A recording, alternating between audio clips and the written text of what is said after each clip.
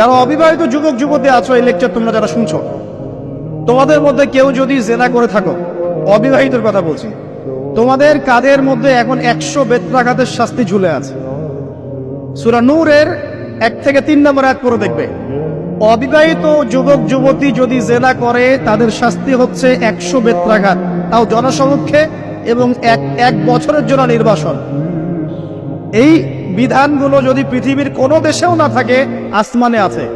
মরার সাথে সাথেই এই বিধান কার্যকর হবে ইনশাআল্লাহ। বাঁচার বুদ্ধি কি? একটাই উপায় আছে। এই লেকচার কানে চলে গেছে, অনতি বিলম্বে ওযু করবে।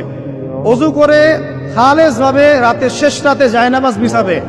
জায়নামাজ বিছিয়ে আল্লাহর সামনে দাঁড়িয়ে 2 রাকাত নামাজ পড়বে। পড়ে নিজের পাপের কথা স্মরণ করে চোখ দিয়ে দরদর করে পানি ফেলে দিবে। আল্লাহকে সেজদা গিয়ে বলবে, আল্লাহ আমি জেনা করেছি, আমাকে মাফ করে দাও। আমার এই পাপের কথা কেউ জানে না, তুমি জানো, মাফ করে দাও।